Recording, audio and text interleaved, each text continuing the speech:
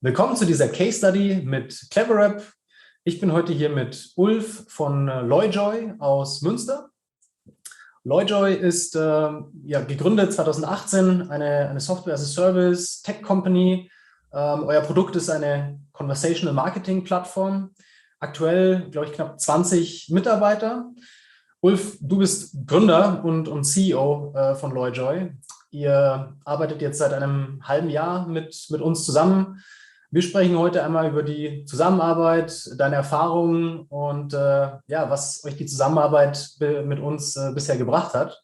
Ich freue mich sehr auf das Gespräch mit dir. Willkommen, Ulf. Ja, hallo Fabian, freut mich auch. Schön dabei zu sein. Hey, meine erste Frage zur Einleitung. Beschreib doch mal kurz, was macht Loyjoy? Ja, du hast ja schon gesagt, wir sind eine Software-as-a-Service-Plattform.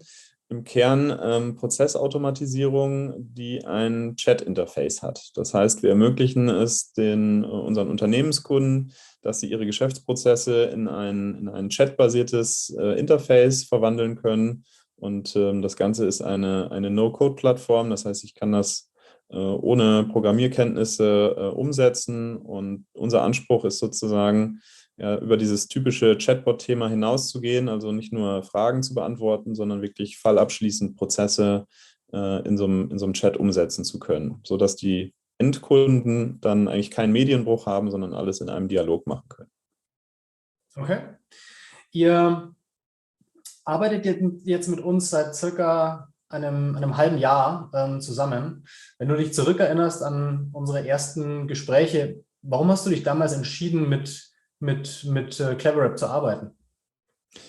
Ja, wir waren als Startup an einem Punkt angekommen, wo sozusagen unsere bisherigen Vertriebsmaßnahmen einfach nicht mehr gepasst haben zu unserem Wachstum oder zu unserer Situation. Und wir wollten uns gerne dieses Know-how möglichst schnell natürlich aneignen. Ja, man kann natürlich versuchen, irgendwie alles in-house selber irgendwie aufzubauen und das sozusagen selbst zu bauen, aber es gibt ja Best Practices sozusagen und diese Erfahrung, die ihr da mitbringt und diese strukturierte und schnelle Einführungsmethodik, das war für uns dann ganz entscheidend zu sagen, damit kriegen wir dieses Ziel, strukturierten Vertrieb zu machen, wo wir wissen, wir können uns auf einen Output sozusagen verlassen, konnten wir eben deutlich schneller und effizienter erreichen. Was waren denn die größten Herausforderungen im Vertrieb, bevor wir jetzt zusammen gestartet haben? Oder vielleicht anders gefragt, wie sah denn euer Vertriebsprozess grundsätzlich aus, bevor wir jetzt zusammen gestartet sind? Ja, also ich sag mal, vor Corona war es viel noch über Events, auf denen wir waren oder wo ich auch als Speaker unterwegs war oder wo wir als Aussteller unterwegs waren, sozusagen direkt in persönlichen Kontakt gekommen waren.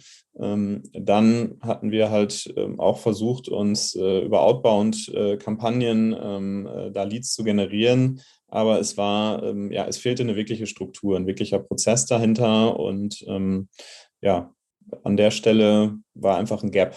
Es war also klar, dass wir so nicht das nötige Wachstum weiterführen können. Okay. Welche Resultate konntet ihr denn durch die Zusammenarbeit mit uns erzielen? Also wir haben zum einen, sage ich mal, ganz konkret messbare Resultate. Das heißt, wir haben mehrere Neukunden gewinnen können. Wir sind auch mit vielen weiteren noch im Gespräch. Für uns muss man dazu sagen, wir arbeiten hauptsächlich mit Enterprise-Kunden, also sehr großen Organisationen. Das heißt, da sind auch die Entscheidungsprozesse einfach ganz natürlich, meistens mehrere Monate lang. Das heißt also auch ganz normal, dass da jetzt einfach noch Gespräche laufen. Wir haben ja eine sehr gute Conversion, also von dem Outbound-Mailing zu den Terminen auf jeden Fall schon mal. Das funktioniert ja extrem gut. Also auch besser, glaube ich, als wir anfangs uns vorgenommen haben oder erwartet haben. Das ist natürlich sehr erfreulich.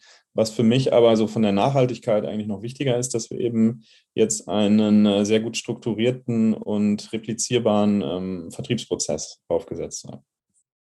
Okay, also das heißt eigentlich, wenn ich jetzt mal so diese drei Teile nehme, ihr habt eine Deal-Pipeline aufgebaut, mit der die quasi noch immer läuft, wo ihr immer noch Gespräche habt, wo ihr immer noch Deals in der Pipeline habt.